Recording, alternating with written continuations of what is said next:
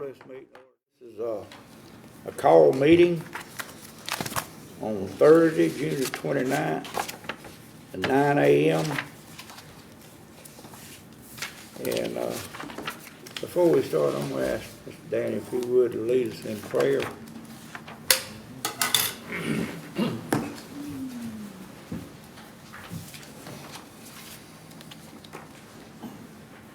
Dear Heavenly Father, we thank you so much for the day. We thank you for the beautiful weather.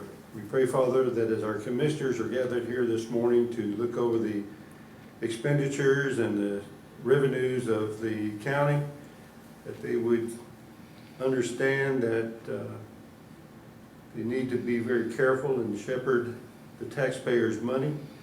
We pray, Father, that they take this seriously. We pray, Father, for your guidance and your wisdom to lead them down the right path. Forgive us of our sins. In Jesus' name we pray. Amen. Amen. If y'all would, let's pledge allegiance. I pledge allegiance to the flag of the United States of America and to the republic for which it stands, one nation, under God, indivisible, with liberty and justice for all.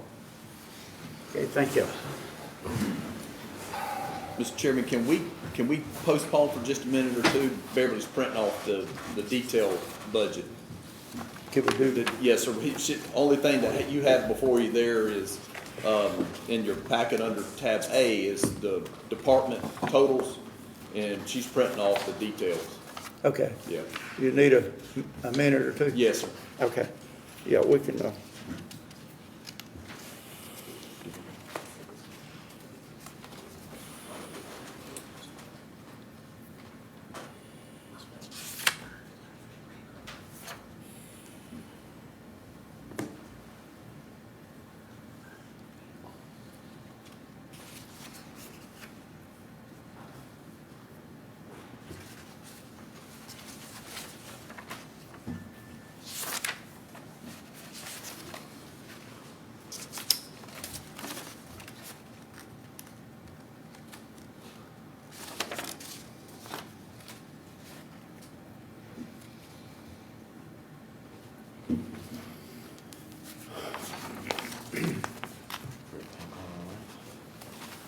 Everything going all right? Mr. Leonard, how you doing?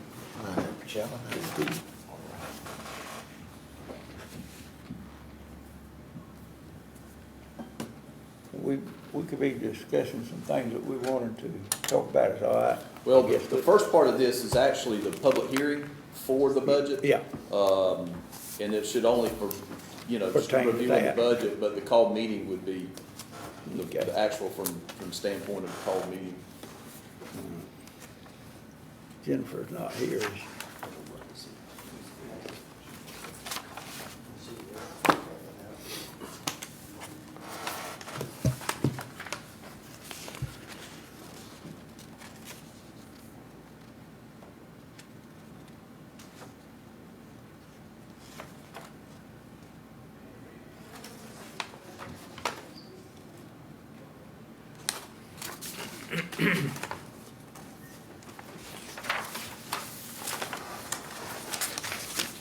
I guess we had a 70% decrease in health.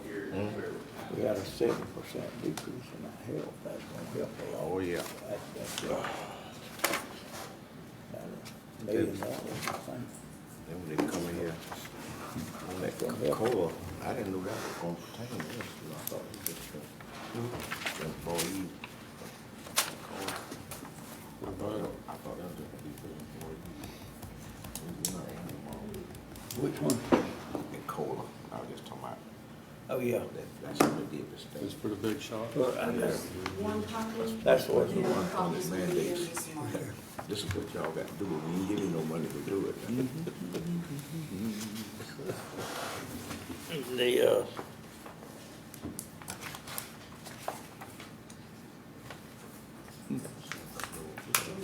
Yeah, we could go ahead and start there. Good morning. Good morning. Morning. Morning. I just want you guys to know Hey. that a lot of data went through this for us to come up with these numbers, and it was a team effort. IT has been really good about tracking down AT&T lines that we've had. And we've done away with a lot of stuff that has enabled us to save some money. So that's how we put this budget together. The department heads had to help because it wouldn't come together without the department heads trimming where they could trim. If we go to the next slide, this is what we had budgeted for last year, for the current year we're in, FY23. And you see the SPOS 08 up there with a small amount. That money has been spent, so that will not be on any future presentations. And we didn't have the 23 SPOS added this year because we're not collecting any money off of it until July. It's Beverly, when you Yes. like the one there. Okay, you say on the SPOS, the 08 and the 14, you say some of that's not there. No, just the 08. Just the 08. The 08 is gonna go away, that account will be closed. We've been finally spent All of that money, all those funds. But we still have the 14. Yes. Okay. Yes. And I want you to look at the bottom number for the health fund. That's what we have budgeted for this FY. And that number is drastically reduced going into next FY because of the changes we made to the health fund. Right. To the health plan, the pharmacy plan, and all that good stuff. Well, that should be, because of that COVID and all, if that's gonna, it should reduce that. I mean, all of Well, that played a part in Yeah, that. we went self-insured, what, 2 years ago? 2 years. This would be the third Third year. year. Third, We went self-insured, and every year we budgeted for the highest amount of claims that we could pay, that we would be obligated for. And so far, since we've done that, we have finished below budget in that fund. So if something happens this year and we go over, we spend a little more, we got money there to pay for it if we have a bad year. okay. So here's what we're budgeting for FY24. I've got the SPOS 23 added, and we plan to get at least $3 million from that. Could be more or less, we don't know. But as long as items, costs stay high, then we're going to get more tax money because you're paying more dollars for the actual item you're buying. So You got those spreadsheets?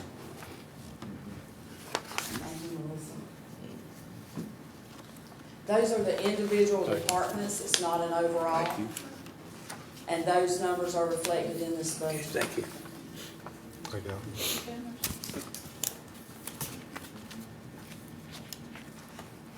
The health fund amount here shows a reduction of 17.66% from this FY. And the reason is because the premiums that we're gonna have to pay, that's the maximum amount we're gonna pay. If we have loads of claims, very high dollar claims, that's the maximum we should have to pay. So that number's been reduced by 17.66%, which equates to about $872,000. The regional T-SPLOS up there, when that thing started 10 years ago, or no, it's for a 10-year term, but it started in 18? 18. They estimated we would get like $88,000 a year. We might have gotten a month. We might have gotten $88,000 for 1 or 2 months, but that number has went up continuously. So right now, we're getting about $109,000 a month. That's the average. That's the discretionary money that Yeah. we get every month. 25%. Sir? That's the 25%. That's 25%, yes, sir. Yeah, that 1 penny they collect, that's our quarter of it. And that ends when now?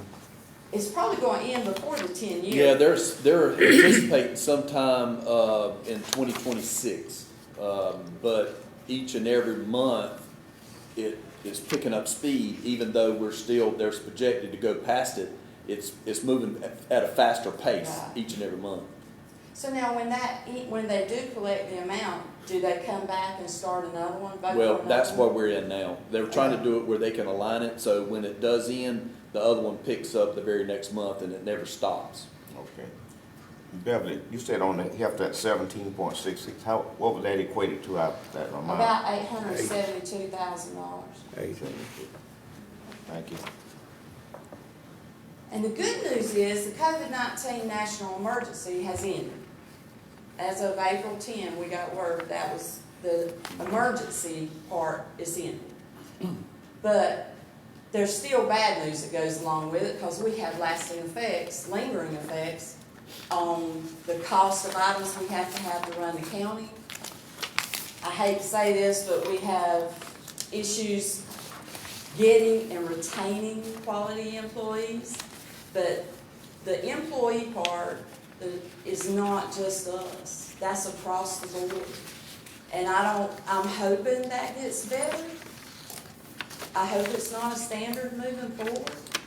So the only thing I see that could really affect this budget is the overtime we may have to pay in some of the public safety areas because they can't keep enough employees. So the overtime may be the thing that puts us over the limit, and we're gonna have to watch that real close. Hopefully it's gonna get better, but until we get some quality employees, we don't know how long that's gonna linger. Now the next slide is a 3-year comparison. In FY22, those are the actual numbers that have been collected and spent. So you can see our expenses were under our revenues by a little bit, and we were able to put a little bit back in the reserves. For FY23, right now to date, with one more payroll to show on there and the last of the June expenses, we should finish under revenue, under our estimated revenue again, because we just received our May loss payment. And it's like $468,000. So that's up. Our average has been $443. So that's up a little bit. And if June's payment is up, then we're going to exceed our numbers that we estimated. And we should finish to the good. And then in the FY24 budget, you see the revenue that we've estimated and the expense we've estimated. And like I said, it's all an estimate. The 24 budget shows an increase of revenue that's 3.68% increase. I think the numbers that we received from Roger was that if the rollback would be 4.2% increase. So we're right at what, Roger, would you like to say something about that? Yeah. It's actually, I have to go back down to some, right. It's actually gonna be 3.48% increase. I'm still close. The rollback rate on the preliminary numbers is going to be 13.889. It's a slight increase of the current year, and that's due to the negative reassessment values. But our the net digest has increased $28 million. That's going to be taxed. And with this rollback, if it stays, the rollback was still $422,000 more collected on taxes because of new stuff, sales, new values. She was talking about sales tax. The sales tax for the rollback I had to use $5.19 million. The year before, it was $4.59 million. So there's $600,000 more you got in sales tax last fiscal year than you did the previous. So that we have to use that for the rollback rate as coming off your off the gross millage rate. But it's gonna be good. If this is all pending appeals, assessment notices are going out Friday. They're printing out Friday. And I think she said the last day is gonna be around the 15th of August Yeah. for the appeal. So I will get the final numbers, hopefully 16th or 17th. Okay, thank you, Roger. So let me ask something, Rod, why is that, so right now you're saying that rollback, we pretty much stay right where we are? It's going to increase just a little bit.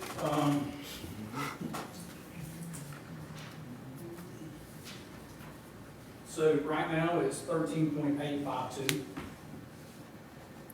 And the rollback rate with the numbers would be 13.889. Like I said, it's going to increase just a little bit, but nothing that Okay, yeah, you wouldn't see difference. all right. And that's not considered a tax increase. So whatever the rollback rate is on the form, even if it's higher than the previous years, it's not a tax increase. If you go above what the rollback rate is once we do the calculations, then that would be considered a tax increase. Otherwise, if we went above the 13.889, Yeah. that would be considered a tax increase, Right. but right now, okay.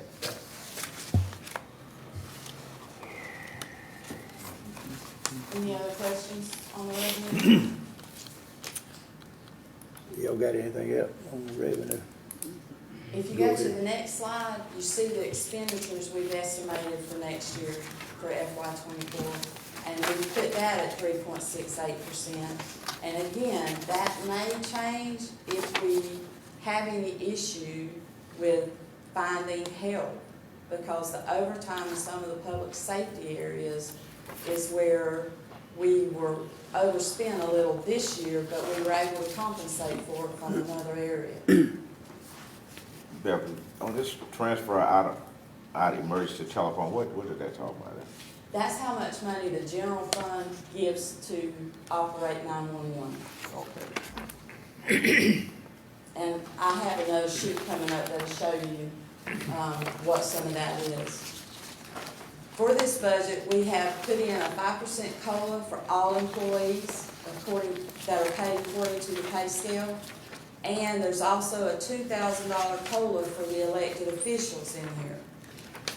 And looking at the numbers, I told y'all earlier on the health fund, we're saving $872,000. Well, the 5% COLA and the $2,000 COLA equates to about $828,000. So we're able to compensate for those COLAs off of the money we're saving off of the health benefit side.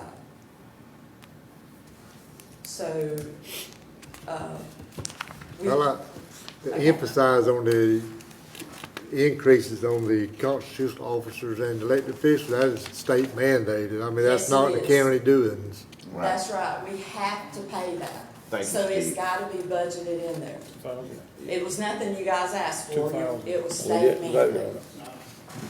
Mr. Collins got something to say. $2,000 is only going to be $1,000 for this budget, Right, because it goes into effect in January Right. through June, so. it's Oh, it went only in effect in July. Now, for this FY. $2,000, each year, but it's going to be split between the budget. Yeah, 1,000 be this 22 budget. FY '24, and the other 1,000 be in FY 25, '25. for Yeah, 25. and I appreciate Steve clarifying that and making it clear to, I had that in my notes, I just Okay. wanna make sure that was made Okay. clear. Don't pat him on the back yet. We also, that 7% decrease on our premiums, we actually split that on the premium side, where the county took 4% of that decrease, and we passed 3% of that on to the employee. It wasn't much, but right now, every little bit helps because of the skyrocketing prices of everything. Right. Well, that decrease, will that stay there every year now, you think, or is that for some way we earn that That's what- 7%, or is it, It all depends on what is it kind all, of. It will depends. it always be there? You It think? depends how our claims run. And I can tell you right now, there were some pharmacy claims that MSI showed us that we're paying. We're paying the the main cost to the insurance company. Every claim, that's what we're paying. Well, when you picked that prescription up and you paid $50, the insurance said they were paying $1,200. Well, that's us paying that $1,200. Right. Well, I know there are a lot of those medications now with this new pharmacy plan that we're only gonna pay $500 for. Because Teresa came to me and asked me about these certain medications, and I said, we're paying more for those now. We're paying $500, that's another savings to us. So, I think it's really gonna work for the benefit of all of us. It's gonna help the employee and Ware County in the long run. Okay. Now, here's a comparison for 24 and 23. These were the actual numbers that were budgeted in 23, and we're pretty close on all of them. So, except maybe the revenue, I believe, is gonna be more than that by the time it's all said and done, because we received our May loss payment today, and it was a lot more than what I had budgeted. And then June's payment is probably gonna be about the same thing. So you can see the biggest majority of our budget is for public safety. And you've got Yeah. public works, and then the general government, that includes our property insurance. Anything we have to run the county is pretty much in that general government budget. Beverly, Yes, on the airport transfer. Yes. What's this happening there? the difference in that is now,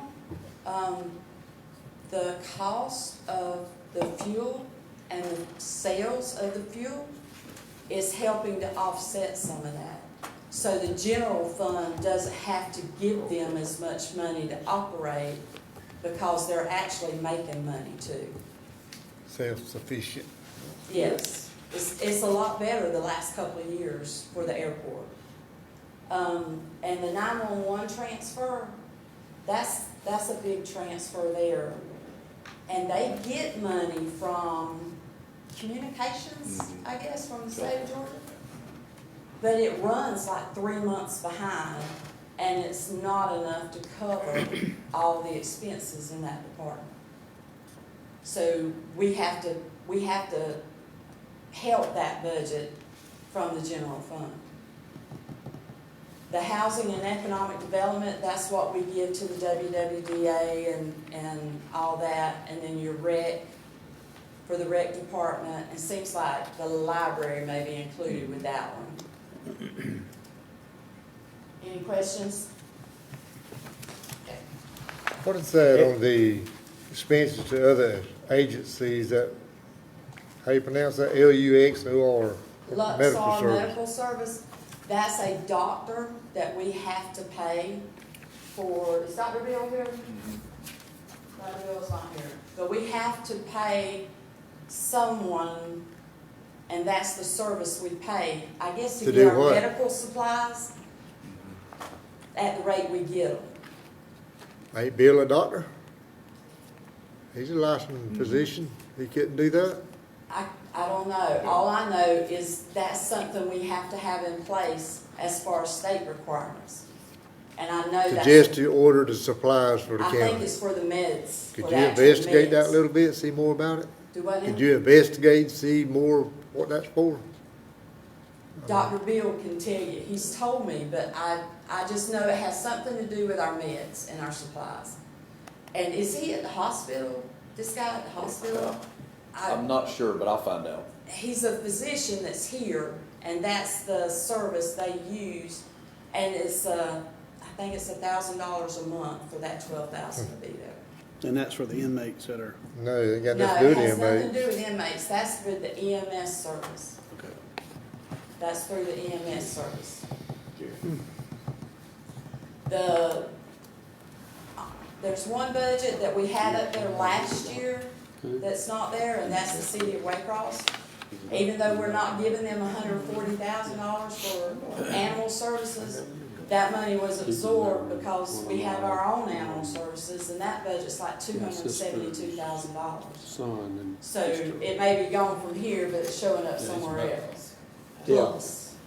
And the other amounts are the same thing that we've given the last couple of years. We haven't changed any of those items. On the Lexar medical service, is for a medical director, it has to be a separate physician outside of our organization. So it's basically the same thing. Is that state mandated that you have Yeah, somebody it has to doing be an that? oversight physician. And we're not the only county that No, I has know that. that, it just seems Yeah. like a. Brantley County, all the other counties have to have it as well. Oversight. Moving on to the next, this is what we've collected in lost revenue this year, and that's through May. And like I said, we just got 468,000, so that's closer to 5 mil now, and we're gonna have another payment for June to show in that. And that's actually an increase over less than what we collected last FY, for FY '22. And Beverly, on this loss, that'll be for 10 years, right?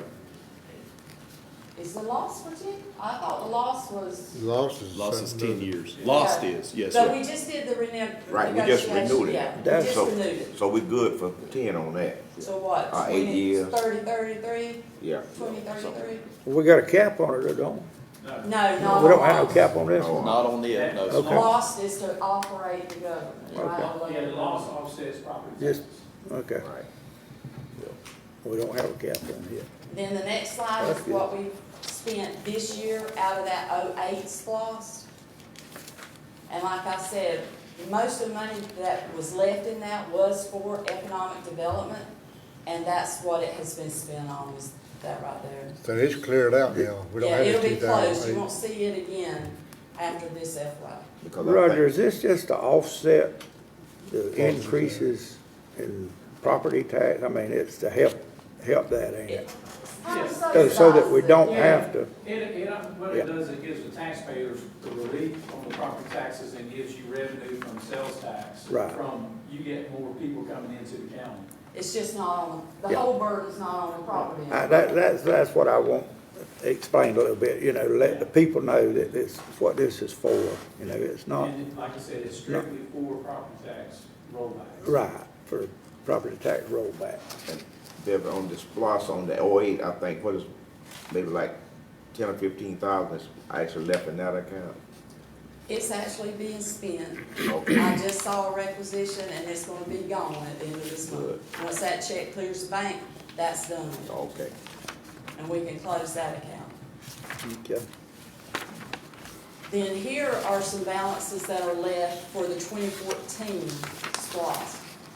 And what happens is the amount of money that you said you were gonna put in these pots, these line items, when it was voted on, is a percentage of what you've actually collected. So when you collect it, Harrison will go in and change those percentages, change those amounts according to those percentages on what you've actually collected. And we got $10 this year for whatever reason. It's been lagging, we get some money here and there in that account, but it's not that much. I guess it's people that have filed late, or I'm not sure. I just record the money when we get it, thank you. So you can see we have still about 3 million left in the roads and streets and stuff, and we got some public works improvements there, but the money is dwindling down in that account.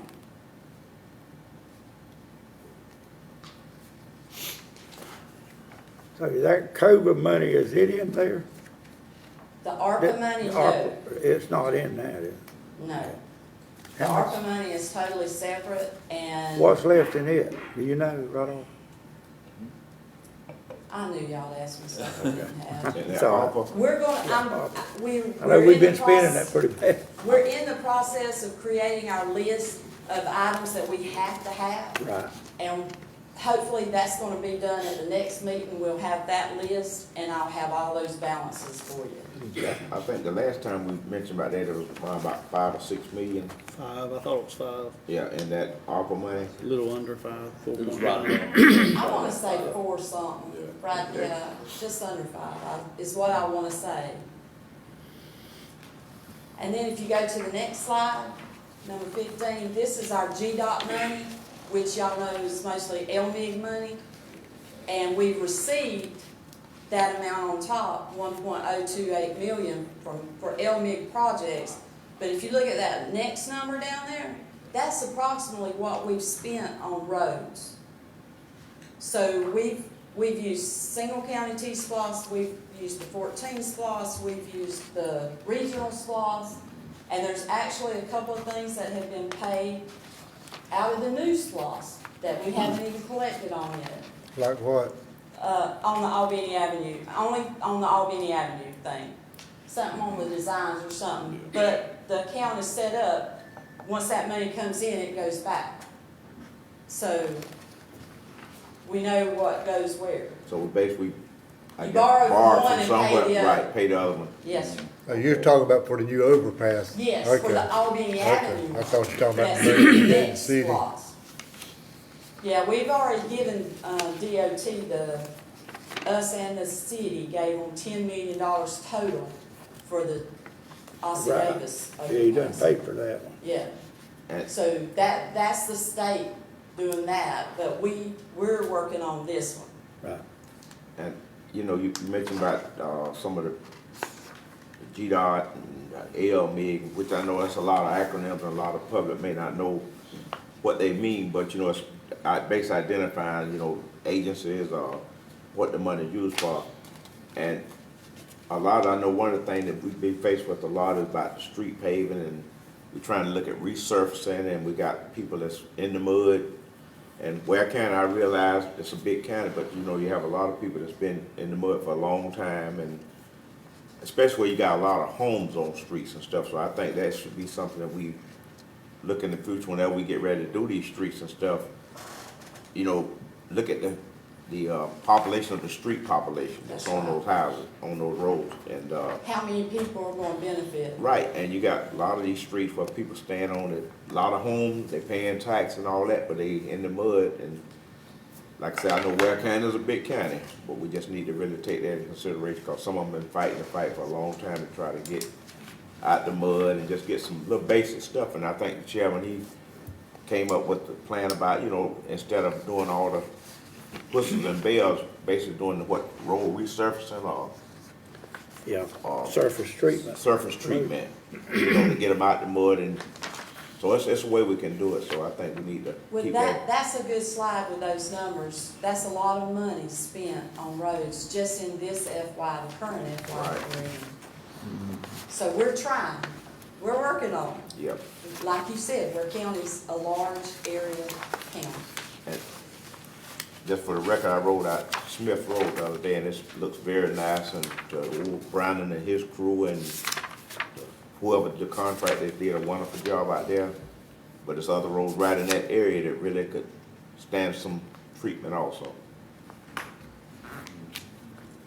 If you go to the next slide, that's our single county T-SPLOS, and that's how much money we have received. Of course, we had to give $5 million to the state for the overpass, and we allocated $5 million to the Jamestown Access Road, and I think we're at, what did I say, 3? We may be at, we're at about $2 million on that, and there's about 2.78 million left in that account.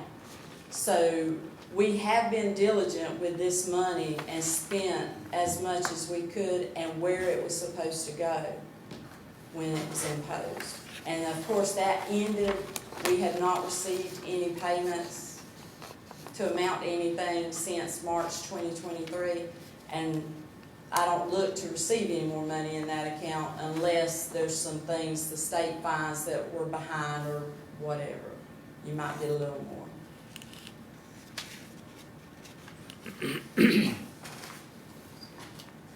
Okay.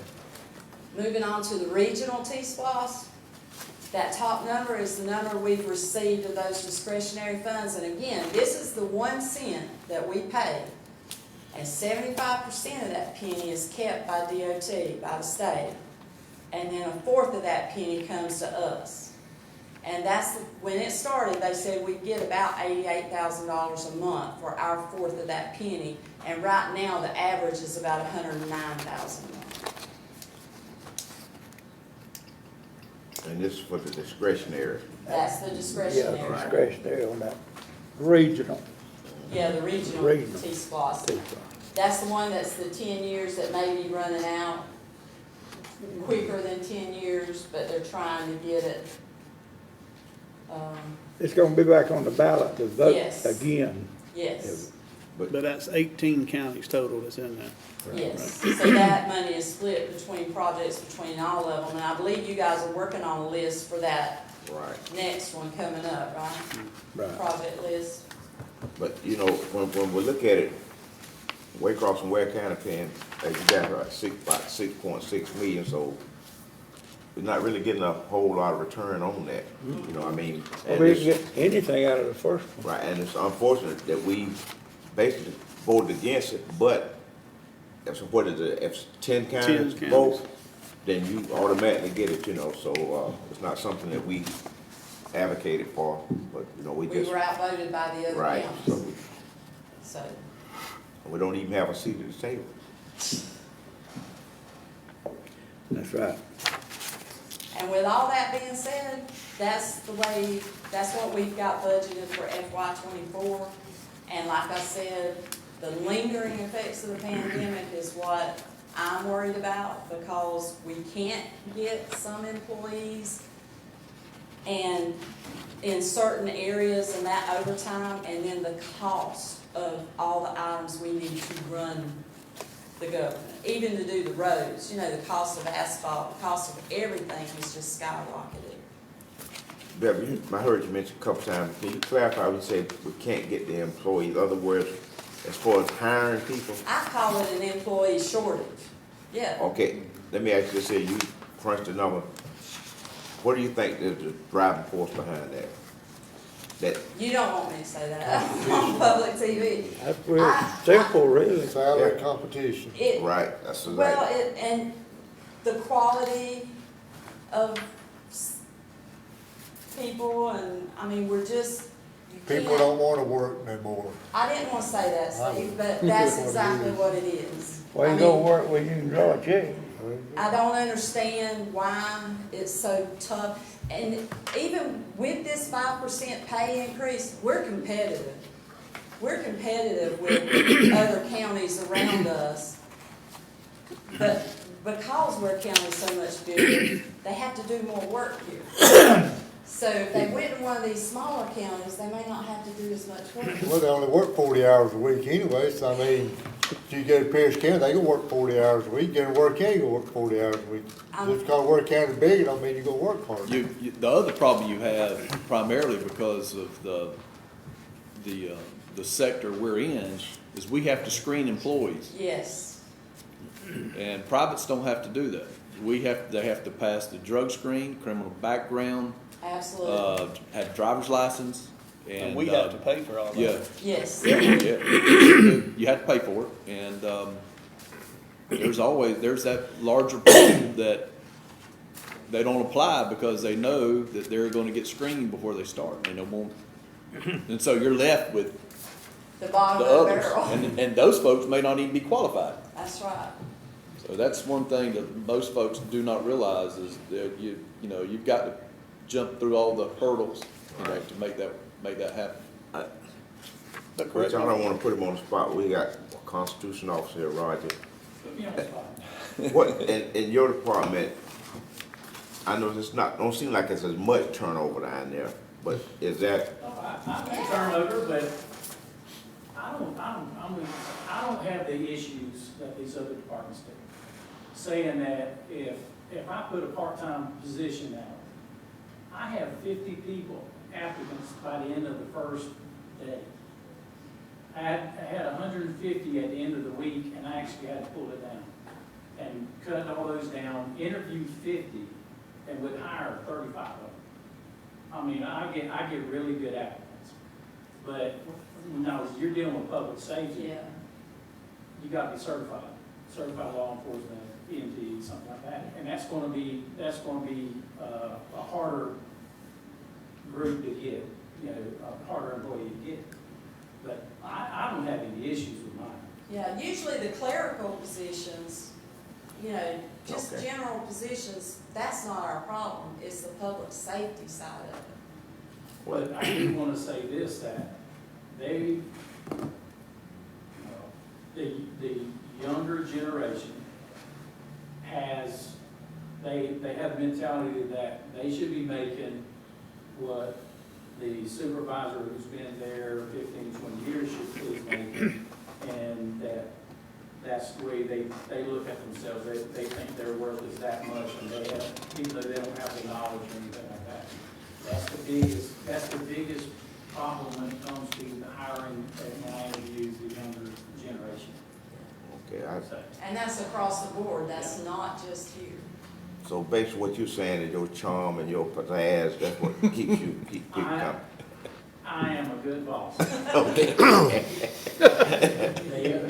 am a good boss. okay. With all that being said, I just want to tell y'all that as a Ware County employee, we appreciate whatever consideration y'all give to us. Because all we're just trying to do is float the boat and spend the tax dollars wisely. And I know my staff does, they've appreciated it. And- And I thank you for Chairman, what can I- you do, Mr. Beverly. Go ahead. Yeah, and before I forget about it, I want to just say how much I appreciate what you do, crunching these numbers, because I know it's not an easy task, and for your staff, the people that work with you and support you, and I think as the chairman of the election board alluded to in his prayer, we as commission, we need to keep in mind that we are stewards of the taxpayers' money. This is not our money. These are the taxpayers, and Absolutely. taxpayers, they want taxation with representation, so you're paying this money and all this kind of stuff, at some point, they want to see something where they can benefit from That's it. right. And so I just want to say that I think, this commission, I think, wants to do that. Thank you. Well, the other thing is, each one of y'all are taxpayers. Right. That's right. So, Yeah. what you decide, what decision y'all make actually going to affect y'all's tax. Exactly. Beverly, I'd like to say, this 3.68%, and that's, estimated increase. And how do you feel about it? Do you think that we did good? I mean, you think the county, to hold it down to that? I mean, I kind of think that's a good, not a bad number to look at This is, for this year. I mean, this is for an my increase. year, I think, presenting the budget. And every year, I go through the previous year. Right. And then you kind of estimate what you're gonna get.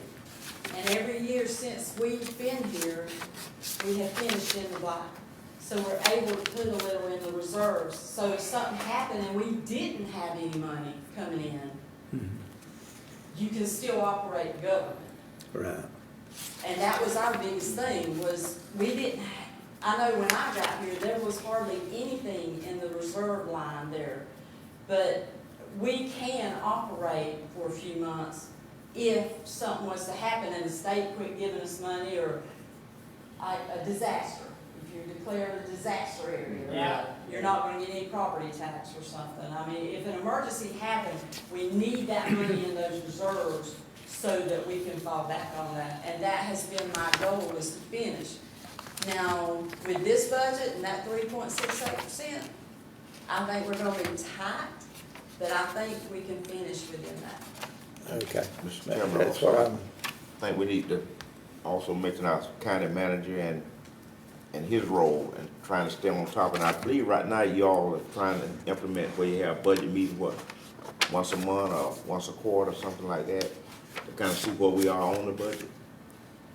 I usually give him a report every month when I do the reports that says, this is where we should be on our expense, this is where we're at, and every month this year, we've been below our expected expense, which has been very good. So, You keep the commissioner apprised of, you know, different things, so I appreciate that. we work well together. Thank you, Beverly. Any more? Anybody got anything else on the budget?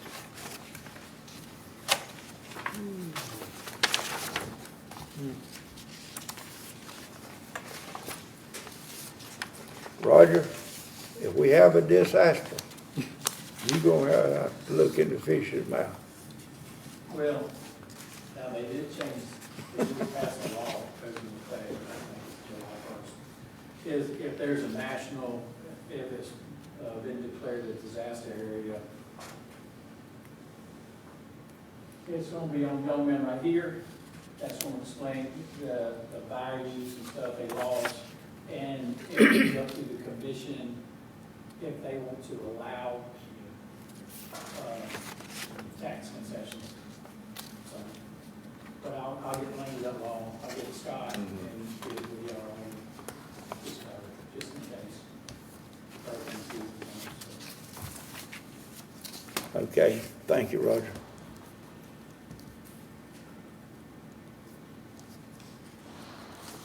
Okay. We'll move forward with it. I say let's turn it over to God. And let's hope everything comes out good on it. That'd be the There best. for mine. Give him the final. That's right. You got the last say so. And he'll work it out. That's right. He'll work it out for us. Okay. Let's move on with it.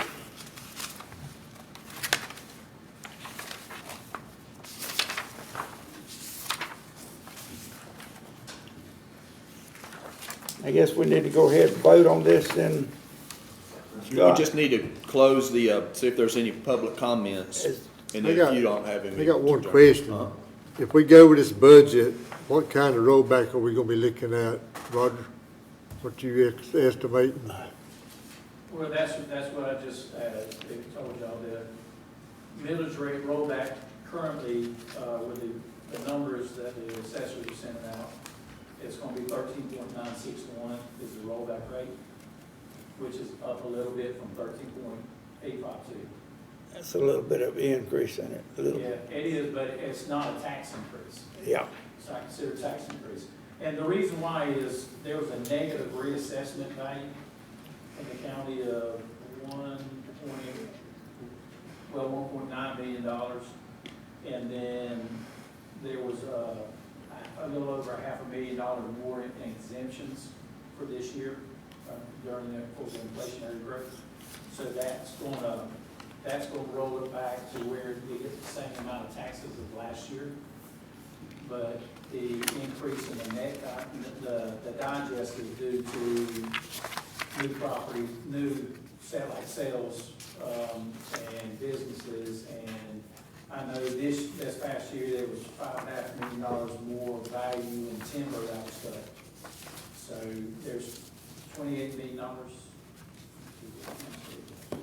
Yeah, roughly $28 million is the net digest increase.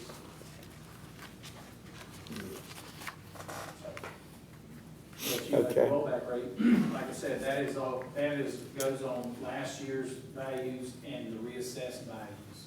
If they go up, your millage rate's gonna drop. If the reassessed values go up.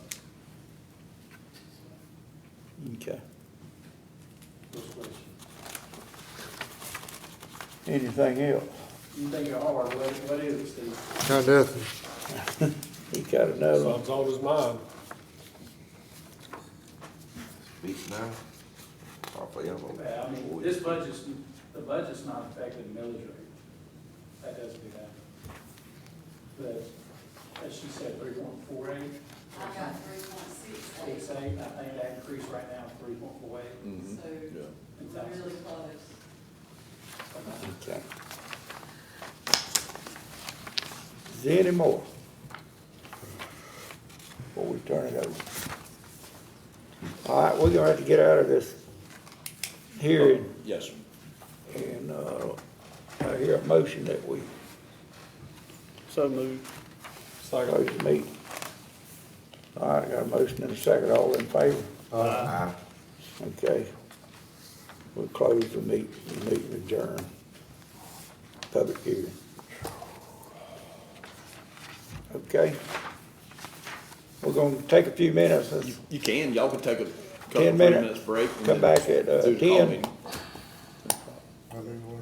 let's come back at 10. 10 o'clock.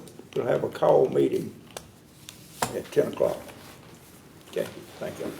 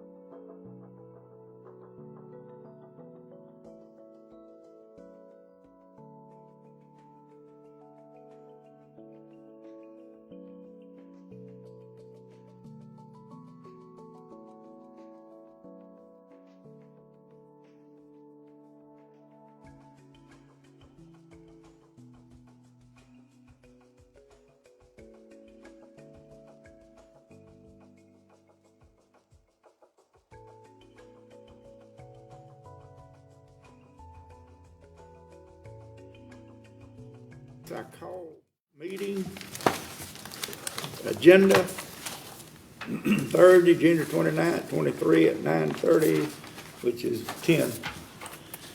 Okay.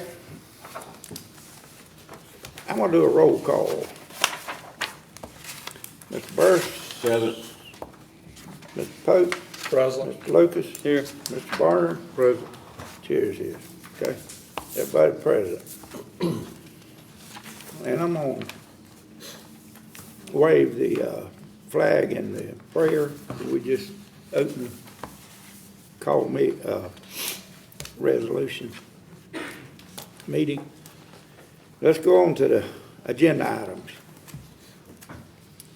The resolution for the 2023-22, adopt a fiscal year 24 budget.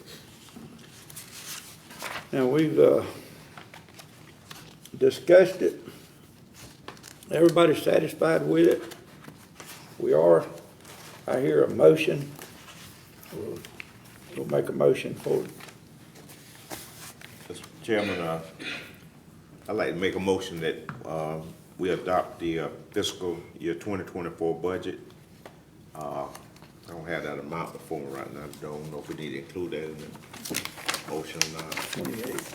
As presented. No, he just Yeah. as presented with the figures I can't remember. Second. Okay. Okay, I have a motion. Do I have a second? Second. Got a motion and a second. Now, is there any discussion or anything that anybody needs to bring to the floor?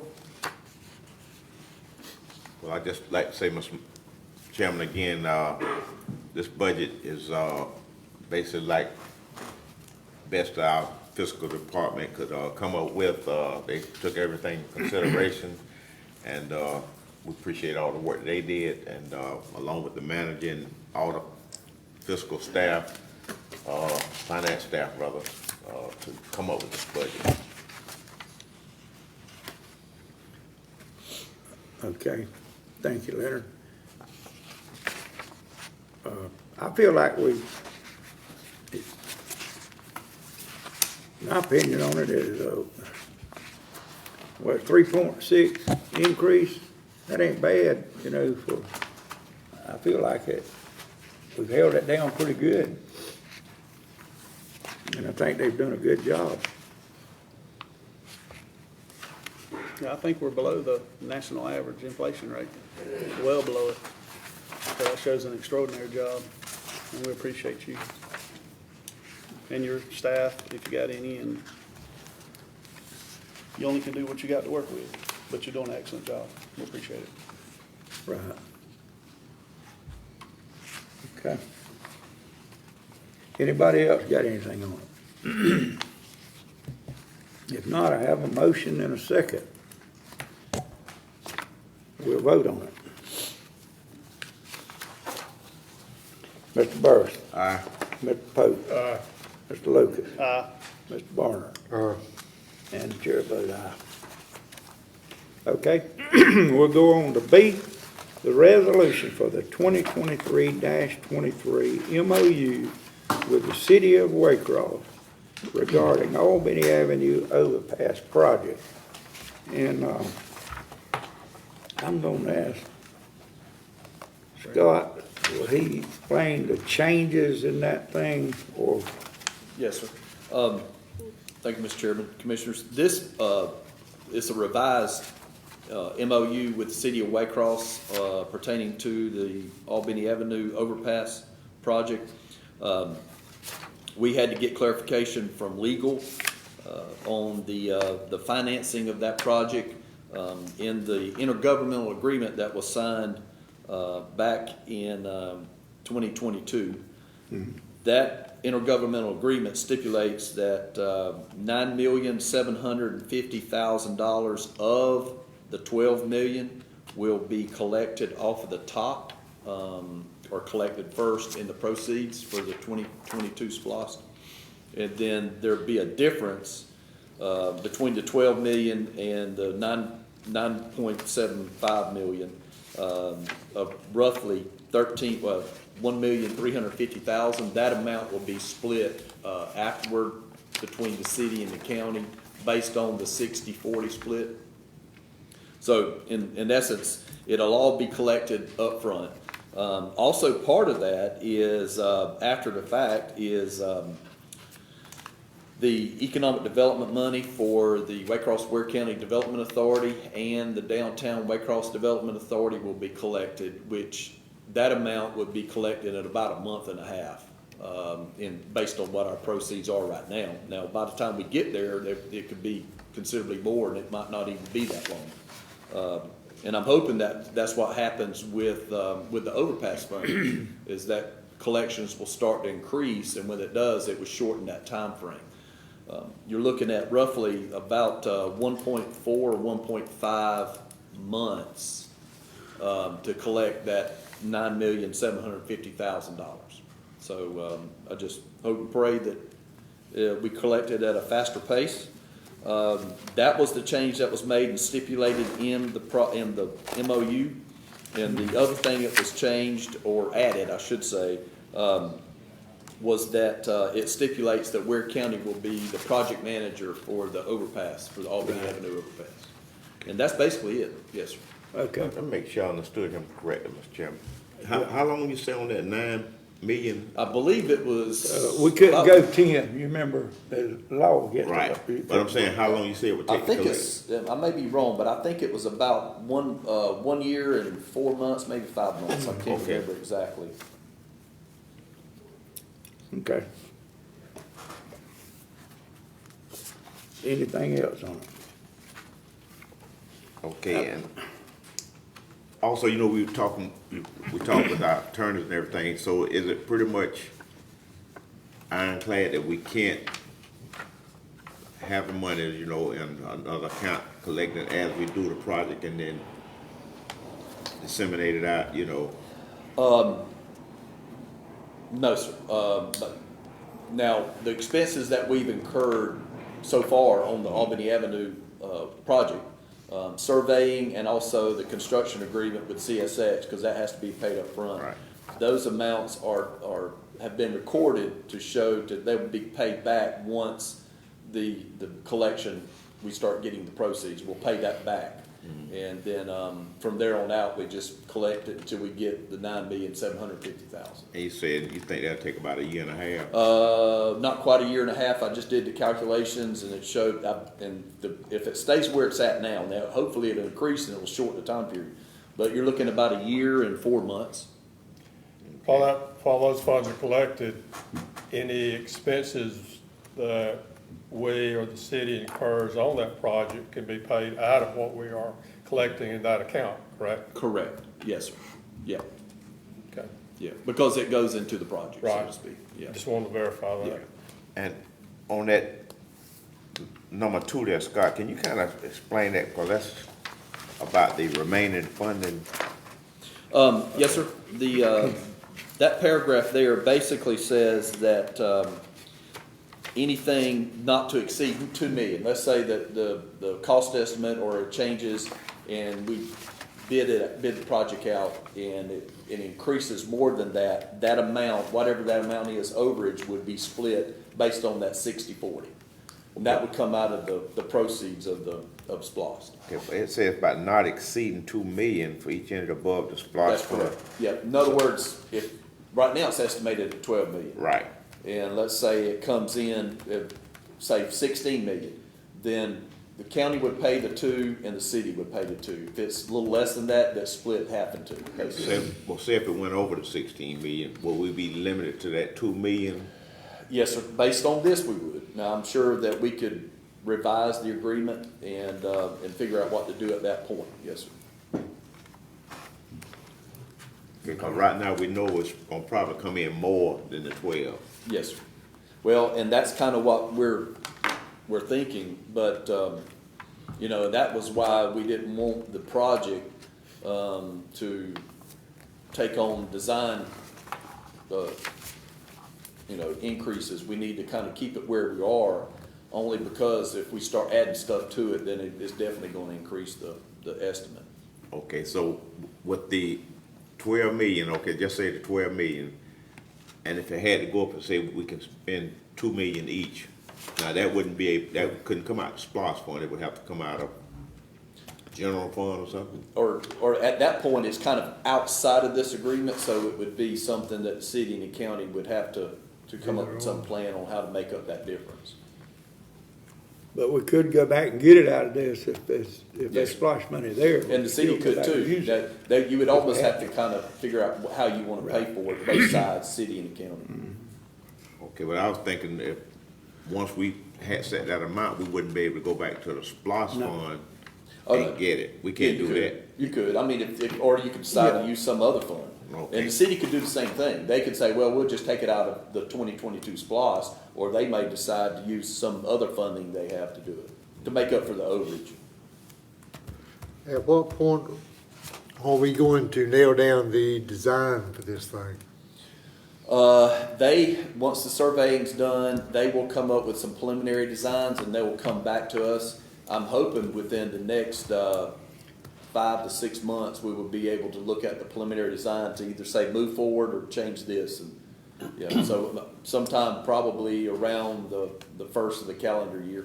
And they'll have a rough estimate of what their design will cost? Yes, sir. at that They'll time, have too? they'll have a new updated estimate, yes, sir, based on new current, construction costs. Scott, just a question, with this money, say, that we collected on the SPOS, the 9 million, whatever, sitting there waiting for that project. Okay, can we as a county, have that money like, into an interest-bearing account? While we're waiting, the money just sitting there, but I'm just curious, could we do something? It might be that, as the money comes in, you know, if you, I don't know what CDs are paying now, but you could put them in a CD, because you're gonna need to get a hold of it when you need to get it. Right. So, I wouldn't wanna lock it into anything, but have it maybe set up on interval schedules. Yeah, because CD rates are kinda going up right now, on just basic, you know. Yep. Saving. Yeah, and that would be probably a way of doing that. Yeah. Okay. We just want to make sure the money is in an account when we start our building overpass. That's correct. Right. Yes, sir. And we don't have to go hunt up the money, cause Right. somebody had to put a transmission in the truck. Right. Exactly. Cause it looks like the money will be collected before the project ever really starts, Yep. you know, The the money just sitting there. design and. Yeah, And, the schedule everything. showed, you know, that they estimated, you know, based on the new revised schedule, about 24 months. But, I'm kinda leery of that because CSX is involved in this. Right. And I know that it delayed the project, or has been delaying the project on US 1, primarily because of CSX right of way. So if, you know, you kind of take those things in consideration, but I would say it would not be ready to go to bid in, at least for 2.5 years, could be longer. I hope that we're gonna be right on time with this, hopefully this new project that's coming way across, with the Development Authority, supposed to employ 1,400 people. And it's a lot of money to be spent in Ware County, $750 million. Yeah. And, it should bring on a lot of people, so this overpass could, really serve its purpose and be of a lot of help to Ware County. I think the DOT's still on schedule to let that project here, June of 2024, I believe, if I'm not mistaken. Yeah, I think I saw that. Is it 2024? Okay. Any more discussion on this thing? Nobody else? I hear a motion on it. Make a motion. I got a motion. I'll second it, Mr. Chairman. Okay, got a motion and a second on this resolution, 2023 MOU. All right, any more discussion on it? If not, let's vote on it. Mr. Burris. Aye. Mr. Pope. Aye. Mr. Lucas. Aye. Mr. Barner. Aye. Chair votes aye, okay? Now, C, 4th of July fireworks donation. Mr. Chairman, Commission, I put this on the agenda. The commission voted back in February to donate up to $5,000 in the fireworks event, July 4th, which is Tuesday. And there was been some discussion, I think at the last meeting, to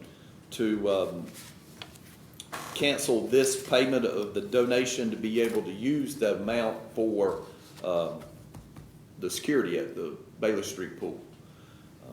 But because of the way things have gone and trying to get things set up and get it started, it looks like instead of the pool being open for roughly 2 months, a little over 2 months, it's more, at this point, it's probably gonna only be open for a month. I just checked, they're planning on closing the pool August the 5th, primarily because school starts. So it's really gonna be open for about a month. We budgeted security based on roughly 2 months, which was about $9,800, I think. So now it's gonna be probably half that. And the county was gonna put in half for security and wanted to see if the city would put in the other half. They said they didn't have the money to do that, so the county commission decided to just cancel the donation for the fireworks to use it for security at the pool. But I think now it's within reach to just pay that part altogether for security, because it's only gonna be a month of operation instead of 2 months. Y'all wanna do that then? Well, I'd say you write them a check for $2,500, take the other $2,500, put it on security for the pool. Yeah. I would also like to say too, Mr. Chairman, if I made it, like, and I'm glad Scott gave a recap about how all this came about. So right now, with the pool only being open 1 month, then it's gonna be 1 month of security versus the whole 2 months. And we had originally agreed that, like he said, the county would pay based on a month, the city would pay a month. So with that being said, and we're shortening the time, like I said, I think we could still maybe give a little bit to them for the fireworks, in that we didn't have to pay, the whole thing. And, because we had basically budget 5, I guess, from the county. Yeah. And, I think I saw one of the flyers where they already have us on there as one of the sponsors, the county at that time. And, also in conjunction with that, we also need to look at the contract that we entered into with the Ware also, because we entered into them for like 2 months for the lifeguard and all that stuff. So now it's not gonna be for 1 month, so it's basically gonna be like cut in half. Both of them. Right. The amount of money that we were gonna spend on chemicals and all that. Right. We saved a month of it, and we also saved a month of security, which is gonna far exceed what the city would have paid anyway. Yeah. So, Yeah, that 2,500 will pay for the new pump motor we had to put on there that wasn't working, so that had to be done. Okay. Any more on that? So how much are we gonna give them for fireworks? You make a motion. I make a You motion. made the motion? What? Is that a motion you made? I make the motion, give them $2,500 on fireworks and take the ballots and put it on security for the swimming pool. I'll second Okay. that motion. Got a motion and a second. Take half of it. Y'all heard it. Any discussion on it? I got one question. If we only do 2,500, we're only gonna get security for half the time. That's all you're gonna need. No, I'm talking about half that month, because we originally budgeted $9,800, I think it was, for security, For 2 months. for 2 months. And now we've cut that down to 5, basically, and now we're wanting to cut it in half and do 2,500. Where's the rest of the money coming from, what you say? No, what I'm saying is we're saving 5,000 basically, because there's 1 month, we're saving in Right. chemicals and we're saving in security. So we're saving $5,000, okay? Actually, a little more than $5,000, I think we're saved almost 9,000 just on chemicals, because we're only using them for a month instead of 2. Still gonna have to have chemicals in the pool to keep it up. Not like you would if you were using it every day. All right. I mean, So right now, and what we did, we based out on the vendors, getting vendors, right? Yes, sir, And we then had. up to amount, you know. Yeah, and do you know how much we got from I think it's $47.50 that we got from. corporate Brandon, sponsors? yeah, Brandon and Scott reached out to some of our vendors, and they bought sponsorships, so it's $4,750 that we've already given them from Vendors. those vendors. We haven't given that to them though, right? Yes, they already have that money, The city, yeah. okay. Well, then That they got, was paid directly Oh, to okay. them. all Okay. right, Yeah, they've got money. then they got our half. 'Cause Okay. that's what we agreed to was But we're 5,000. still gonna right? give them $2,500, so we agreed to give them 5,000, right? Yeah, I think the commission at that time said, we'll have the corporate sponsorships, and then the county would donate up to 5,000 Right. to match that. That was the decision at that point, because we did that the previous year too. Okay, so right now, instead of giving them 5, we would actually be giving them 2,500, like Steve was saying, and then the other 2,500, we would Let's go have toward the security. security, okay? So Which would they'd be, still end up about $7,500 contribution from the county for fireworks. right, Right. All right, anything else?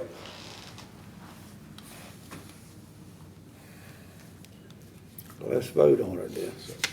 Chairman, could you have him repeat that motion again that he made? on that? Okay, he wants to do 20, Yeah, make Repeat the motion, it. give them $2,500 for fireworks. The original was to give them 5,000.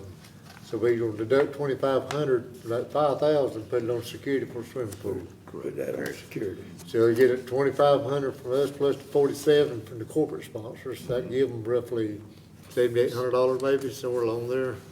So instead of us paying 5,000 We're gonna give towards them- security Right. from the county, we would actually be paying 2,500, okay? So they would still be paying half of the security, but we're just taking that, it's okay. Okay. Is that all? You know what it is now, don't you? Yes. Okay. Let's vote on it. Mr. Burson? Aye. Mr. Pope? Mr. Lucas? Aye. Mr. Barner? Chair vote aye. Okay. I'm gonna go to commissioners. I want, is anybody from the floor? Do we need to let anybody? Could we get maybe Brandon or Michael up here to see how I far we've come? wanna, is, Mr. Littlejohn. Brandon, will you come up here and explain what you did on that road, please? Pascal Road. Thank you, Chairman. Good morning, Commissioners. We got a surveyor to come out and look at those property pins that's been in question on that radius on Pascal Road with the limbs that are kind of growing out over the ditch. And we did have trimmed those back in that area previously. And from what the surveyor has sketched up of the existing conditions, we've encroached on that property on the inside part of that radius. And so at the prior meeting, we discussed the possibility of going back and putting in a 90-degree condition, which was kind of what was platted originally because of the encroachment that we currently have on the kitchen's property. And as we looked at that, that'd be a very tight turn for anybody with a large truck or something trying to go through there because there's only like a 30 feet prescriptive right of way at that location. So what I went back to the surveyor with was to find some more information and see if we could locate the pins on the other side of the road and try to find out where that property line is with on the outside of the radius across the street from where the limbs are hanging over the roadway, and see if there's some room there to maybe have a wider roadway section. But I don't think we're gonna be able to do the 90-degree condition there because I don't think it's gonna be available for truck traffic to go through there if we do that. So we're probably gonna have to try to, have kind of a, semi 90-degree situation where we'll see what we can do on the other side of the road, and then maybe try to acquire some right of way on the inside part of that radius, and do any more clearing that we wanna do, and, pay for that encroachment that we've already, up to Already this got. point. We're over there on that guy's property line on the inside part of the radius now. Actually, his pin for the gentleman on the inside part of the radius is on the other side of the road. His property pin goes all the way over to the other side of the road. So that corner we're taking out right now with where the road is, that whole area is basically an encroachment on that property owner. So we've got to try to rectify that situation and square everybody up on that in order to try to accomplish what we were wanting to do with that radius. Does that make sense at all? Did I do a good job of explaining what we saw the other day with the plat? Yeah, Kind of it's a difficult situation right there with where that right of way was platted and then now where that road is. And because, you know, that 90-degree condition is just not gonna be feasible for large trucks. Anytime anybody cut timber or anything in there, you know, they would start swinging around to try to get through there. And that's how that road has ended up where it is over the years, working its way towards the inside of that radius. Just because that 30 feet at 90 degrees is too tight for anybody, especially as large as some of the vehicles are today. So how much land are we talking about we probably need to buy from this federal? I'll reach out to the surveyor. I sent an email the other day when we realized what the situation was, to try to inquire about the pins on the other side, if there are any pins, what the plat shows, how much right of way would have to be required, and I'll ask him about how much property we're talking about, but I don't think it's gonna be a huge amount. Brandon, did you actually ask him if he would sell that property on that corner? I have not inquired about purchasing any right of way from him. I know that he has been relocated to where he is now by the Valdosta widening project and the DOT that went through there. So I think he got relocated to where he is now as part of that project. So he kind of moved off a little further out, has got this place, and now we're coming back to him again with a right-of-way issue. So I think he's gonna be, he was very nice to me when we spoke, and so I don't know how he's gonna feel about it, but after I find out exactly how much property we're talking about, I'm gonna call him back and try to go out there and meet with him, see If you would, ask him if we can buy that portion on that corner. Yes, sir. And maybe put up him a Screen fence, some kind of Yes, sir. fence or something. Some plants. Move it back and Yes, sir, then plant him a hedgerow and maybe hedgerow, a some privacy kind of fence or privacy something screening there, yes, sir, in that area. yes, sir. That we could trade something back for. Yes, Because only way we're gonna be able to go is to, purchase that property. Because I don't think we can go outside because there's two houses, you know. Yes, sir. And I'll get with the attorney's office. Okay. Get all that paperwork kind of put together and what it would take to do that.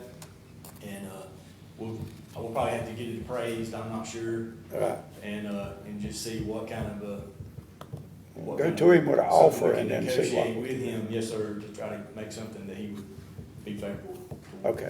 Try to move that back here when we do there. I think that'd be the right approach, because right now, we've been going back with it, and I think we go into them in the right way, and like you say, have a survey, maybe get an appraisal, as what you think we would need, and make sure we get enough, and then when we go to this individual, we can, basically let him know that, hey, this will help alleviate a lot of situations, not only for the traveling public, but for yourself as well. And this is what the county, is proposing to do.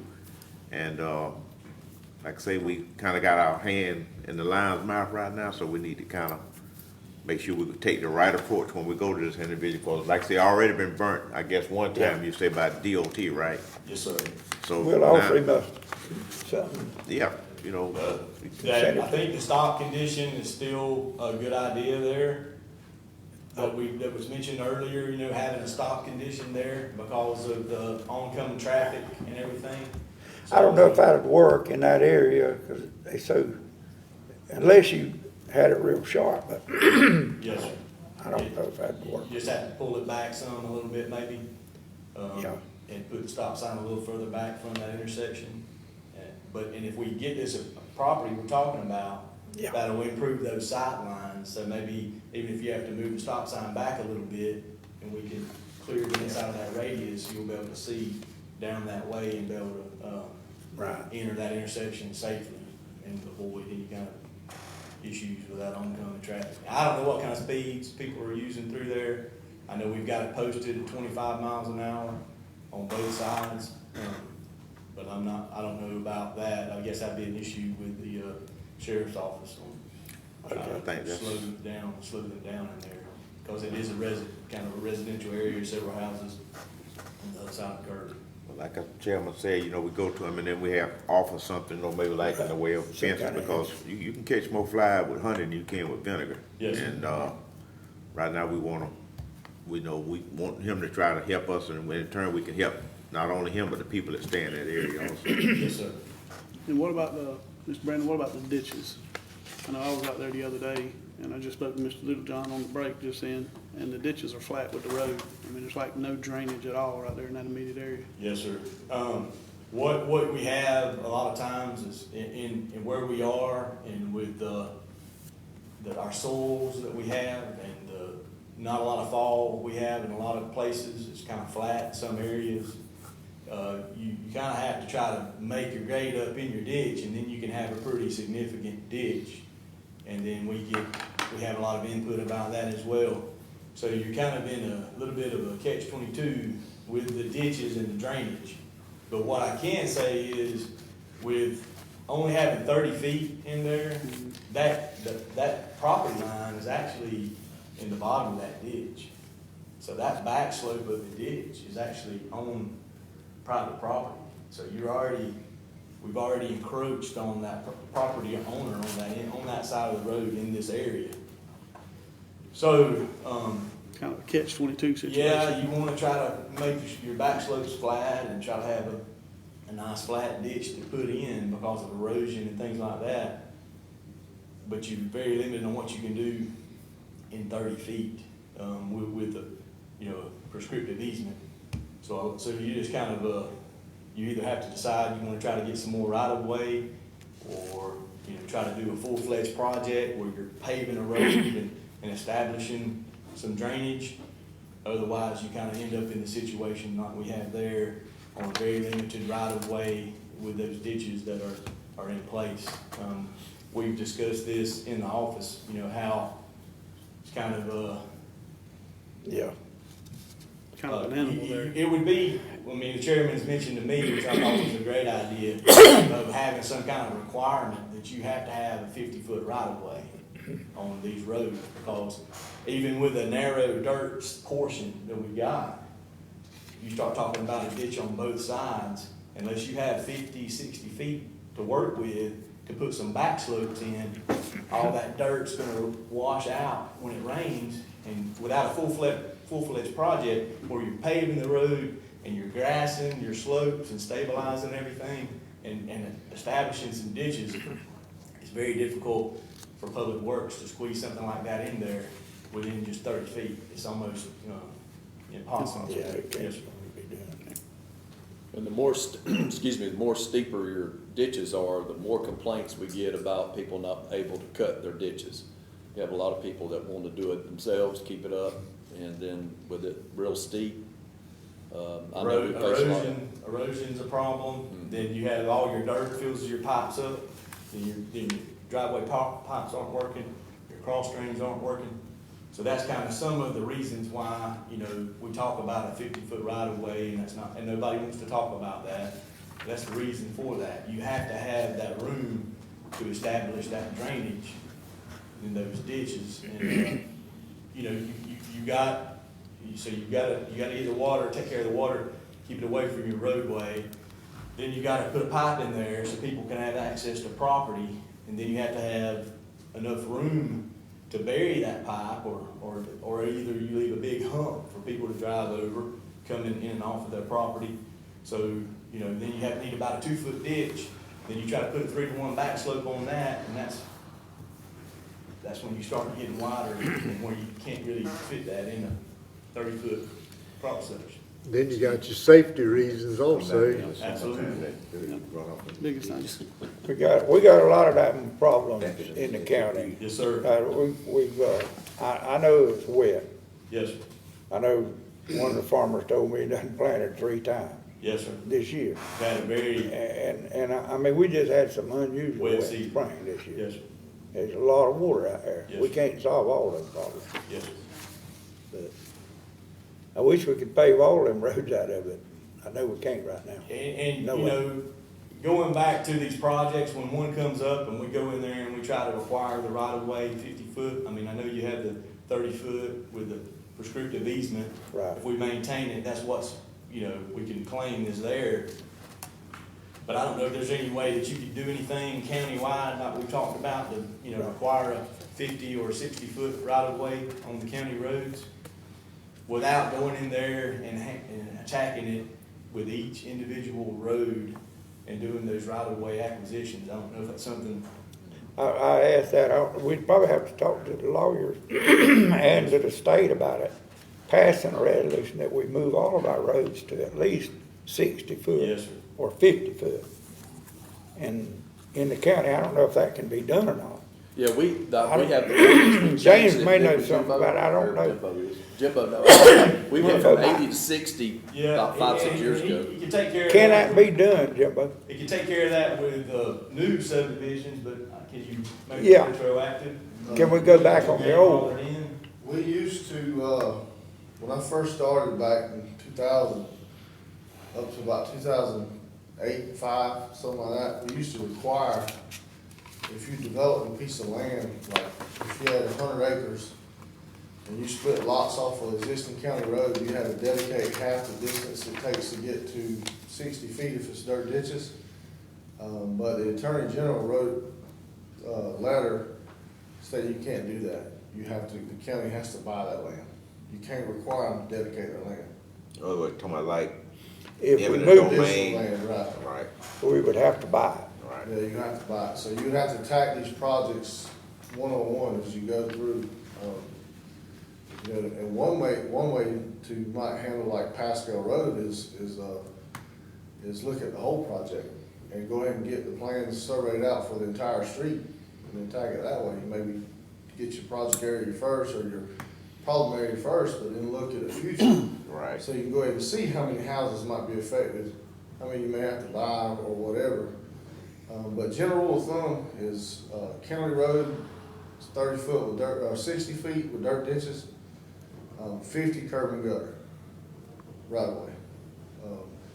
We used to do 80, and, because we used to try to reach a 4-to-1 front slope, 4-to-1 back slope, and a 5-foot shoulder. And if you do that with an 80 foot right of way with a 2.5 foot deep ditch, it's, you have 1 foot of right of way left over outside the back slope with an 80 foot. But now we went back to 60, and I think they reduced the slopes down to 3-to-1. Is that right, Brandon? 3-to-1, so it can fit on a 60. And the problem that we've seen in the past is when you dig a deep 2.5 foot deep ditch and you don't have those slopes and people can't mow the ditch, they fuss. Because they can't mow the ditch, they have to get a weed eater out. So. Okay. Anything else to ask Jimbo? But we can't do that, then go back and, The state said you can't, you have to acquire it by purchase, combination of purchasing the right of way. But for right now, what the issue we dealing with is this particular situation out there on Pascal Road 9, that curve, and Mr., what's his name, Kitchen, trying to Yeah, get with Kitchen. him and try to get that, and like I say, all this other is good too. But if you got a survey out there, survey the whole route while you're out there, and see what you got. and then you address the problem. We'd have to stop at the cattle gap, though, wouldn't we? Because we don't have an easement. We can't go Yeah, all the way through there, can we? There's different opinions on that, and I think we've got documentation in our office that was a legal easement given to the county for the right to maintain that road. So I think it's a recorded easement that the county has the right to maintain that road. But if you improve Pascal Road, there's no sense in really going that way anymore. If you improve it, because it's just as short of the distance, just about to get back to a pay road on Smith. Yeah, that's what I was thinking on that Now it is, Cali yeah. Gap, just, I mean, almost take that out the equation because, hey, it's back into about whether it's private and all that, but from that point back the other way towards Smith Road. You know, my thought was initially on that road was to cul-de-sac at the cattle gap, pave it and send it back if you got a place to send the water. That's the issue, you put the paving down. You've got, 24 foot of impervious surface there now. Where are you sending that water? They're already flooded out there. So you just increase your water volume, so it's a catch-22 all the way around out there. Yeah, would everybody on that Pascal Road, you think, would be in agreement with a paved road, or would we have to take some of it, or what? I mean, you'll have to take some land to pave it. Somebody ain't gonna give it up. I mean, you'd have to condemn it, and to pave it, you'd have to condemn some land or buy some land because you don't have anywhere to send water. Right. Yep, and that's Okay. unfortunate, but that they say you got to sometimes break a few eggs to make an omelet. If I'm not So, mistaken, Michael can help me. The only way to send that water is all the way back to Smith, right? Well, there's a ditch through there somewhere. There's a ditch down at the next curve down. Right. It cuts back to Kettle Creek. Goes back to Kettle Creek. Kettle Creek is maxed out with all of the 84 projects, with Rice Yard expansion and some of the other stuff. And it's just, when these hard rains, it Yeah. comes up and then it goes back down. And that was the purpose of 80-foot right-of-way in the past, was to actually use the ditch as a reservoir. Right. So it holds some water where it can seep out. Kinda like It's a so flat. kind of like a retention type thing. Right. Yeah. Okay. Okay. All right, Jimbo, we appreciate it. Thank you. Thank you. Anything else?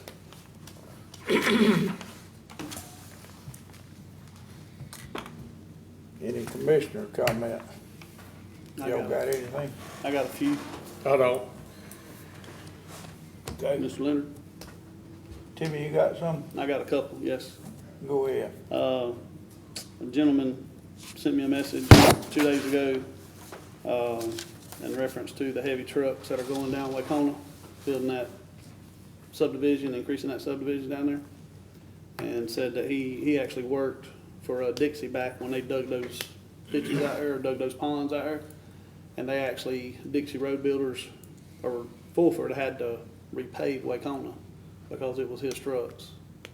And he's worried that we're gonna get back into the same situation now, because they got like 4 houses going up out there right now. And they're They constantly hauling dirt. hauling dirt every day. 20, 30 dump trucks coming down Wakeona every day. So where they going at? They building a house on Wakeona? On Lejeune, Oh, there's 4 houses being built down there right now. And both of those roads, Wakeona and Lejeune, is taking a beating. But down there where the new section has been put in, that's fine, but it's all the old section up toward closer to Wakeona, and then Wakeona itself, you're starting to see the bevels in it. No. He made a comment about Can't that, stop progress. though, Can't sometimes. stop progress. Got and to keep that going. let's see. Anything else? Yes, sir, I'm trying to get to it.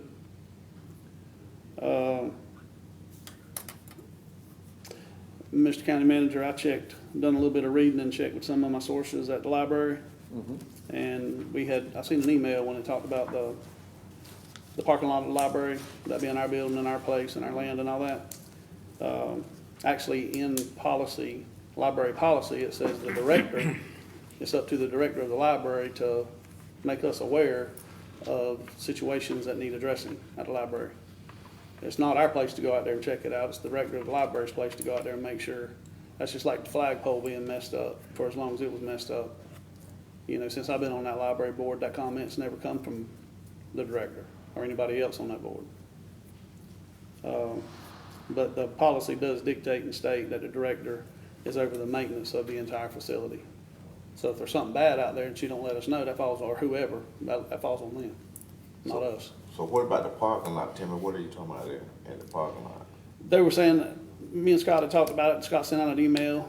I think we all got it, but it was some cracks in the parking lot, in the pavement, kinda like it might need to be paved, or that stuff sprayed in it, whatever that material is, that silicone, or whatever that gel stuff is, I don't know what it is. And also about that flagpole situation, I don't know if she ever let you know that it was messed up. Yeah, it was some months ago. I wasn't aware that it was messed up, but we got the fire department going out there because they got the truck, Truck out there. and they're supposed to fix it tomorrow. Okay. Tomorrow's Friday. Yeah, tomorrow. And the comment has already been made that if we wanted flags up, we would go put the flags up because their staff's not gonna put the flags up. The regional, the library won't put the pole up. They said if we want I the mean- flags on that pole, then we're to go put them up. I think Scott's plan is to have new American flag and Georgia flag flying when they get the rope system fixed. Yes, sir. Yeah, if you got it lit, you don't ever have to take them down. Okay, But you cannot leave them up With the without sunlight them being lit. right, So I'm not sure. I think there is if I'm not mistaken, there is a light on it. Supposed to be lit. there is. So I'll have that double checked. And their maintenance, anybody looks after the library like that, the maintenance, nobody go there every morning? We do. Maintenance Yeah. department does. Why, they can't fly the flag and take it back down? Well, I think that was the one reason why they put the light on it. It is was made because to they could fly leave it up. 24 hours. Yeah, It's set up to fly 24 hours. yeah, And in order to fly 24 hours, you got to have a light. Light, yeah, Okay. yeah. and the light's there. So what seems to be the problem? We just, The too lazy to take it down, right? Who knows? And they that's can't fly it during the day and take it down in the afternoon? If they got the Like light the was school shining, does. they could leave it up. Yeah, if the light comes on at dusk and lights it. You have to can get leave on the flag ladder up. to do any changing because, the gears are up high so that there won't be any vandalism with the flags. That's why they need a fire truck to get to the mechanism that lets flag up and down. And that'll be the only two flags that's flying, the American flag and the And state Georgia flag. flag. I think That's Just like in here. Leave it right there. Yep. All right. And we all heard about the situation that just happened this week, out there on Banks. And the question has been asked directly to me is where they got that road closed sign. The talk is they got it from somebody at the county. And if it was one of our employees, I'd love to know who that was. That was resolved though, wasn't it? Yeah, it was open back. It was open back. Yeah, I've been out there, it has been open back. They've Okay. actually removed the brush off the road too. I think that was just misunderstanding by somebody, what was said. Wasn't no It missing. what? No, sir. Chief Schubert was out there doing all that altercation. What happened out there? What Hellacious you call him, Chief Schubert? We had them to Where County remove, Fire Chief, Police Chief. we had them to remove the road closed and abandoned sign, or road closed signs and the, barrels. If I'm not mistaken, it was said that the county provided the signs, How? but I didn't get an answer of how that, and, I've not met with anybody else since then to find, I've called, one of the persons out there, but I couldn't get hold of them, so, Did they ever give a reason why they closed the public right away? They Individuals? are, they say a house on the corner is creating a lot of traffic, people they don't know out there. And a lot of loud music, racing cars up, and so they, said that their property lines go to the center of the road.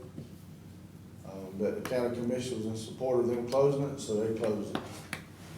That's what they told me. Yep. They say the county commission, They said all of us. So the commission was in support of them closing it, so they closed it. And I said, well, there's a procedure we've got to go through. And they're all, nobody was out of order when I was there. No. They even actually said, if you said we've got to remove them, we got to remove them. And I said, you can come to my office, get an application, we'll present it to the county commission. And if the county commission agrees with closing it, then it'll get closed. But, and I explained the prescriptive rights law to them. That we have a right to maintain what we've been maintaining, we just can't go outside of that area that we maintain. And that road, we've maintained that road for over 30 over 30 years, right? About 33, 34 is what I understand. I've been here 24 years, and it was there when I was here, so. I understand it's a little bit And I above think about it was there 33. before Michael became the director. Is that right? Okay. So. All right. And we've got plats that contradict themselves on that road. We've got one plat that shows a 50-foot right of way, we've got other plats that show 30 feet. You also got one of the landowners, I mean, they are correct with what they said, that their land butts up in the center of that road. Okay, but you got one of them out there, I don't know which side he lives on, I know his name's Lester.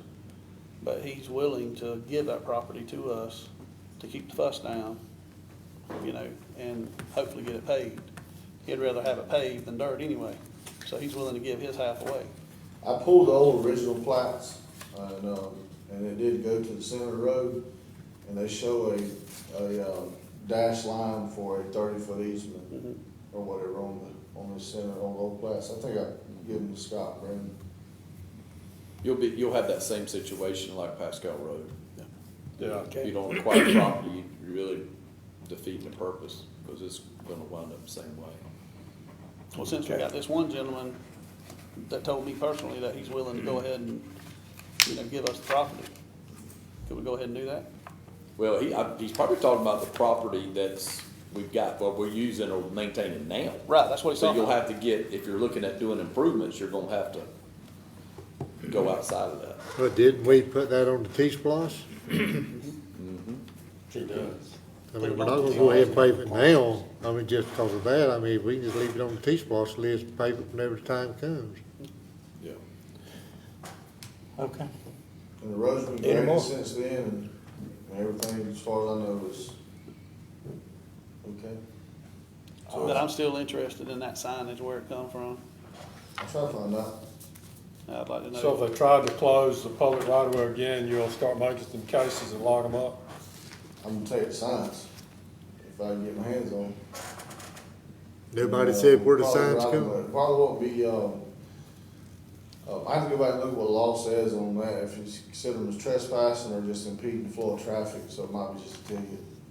So, There's a lot of signs, street signs and everything all over the place. You can see them in people's yards. They use them for decoration. Most of them are obtained by five-finger discount, so. 5 finger discount. Decorate the street signs? But then you got to prove where they actually come from too. Could come from Brantley County, Bacon That's County, right, Coffee yeah. County.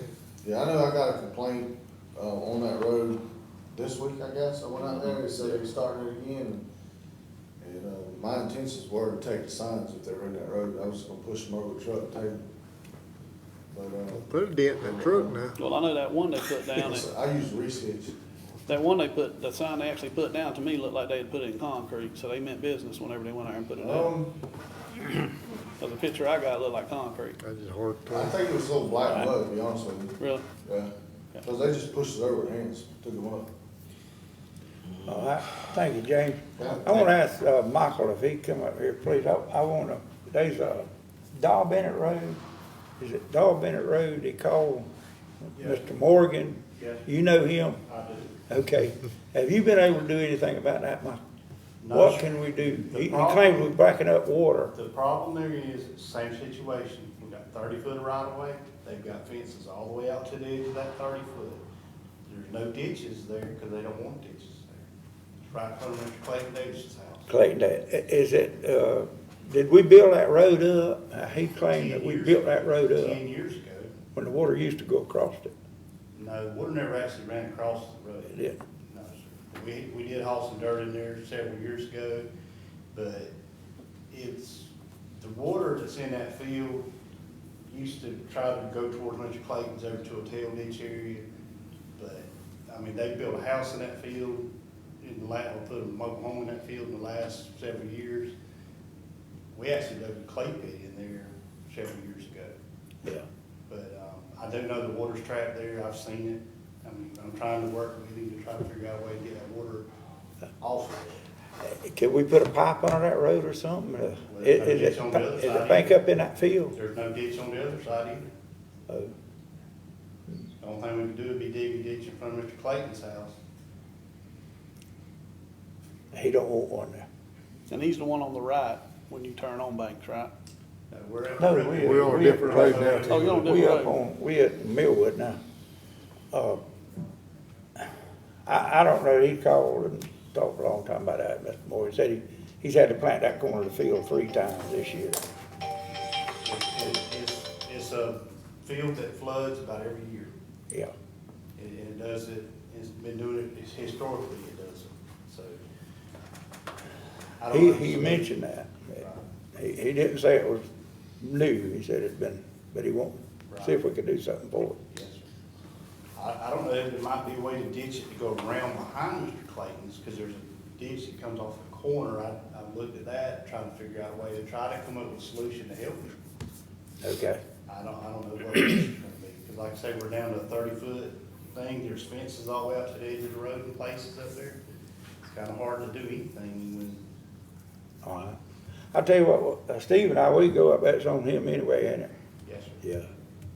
We can go up and look at it and see, because he called twice, I think, about it then. Yes, sir. I said, well, I was And gonna he's catch you and called tell me you about it, multiple times. and see if you knew what we could do for him, or what we could do to help. Yes, sir. Okay. All right, thank you. Yes, sir.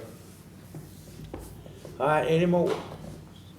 I would just like to express our condolence to the firefighter that we lost this past week, last week, and sad situation, and just want family to know if anything we can do, let them know, let us know. Okay. Yeah. All right, any more? Manager, you got anything? No, sir, I don't. Okay. Don't let's, I hear a motion to adjourn this meeting. So move, Mr. Chair. Second. All in favor? Meeting adjourned.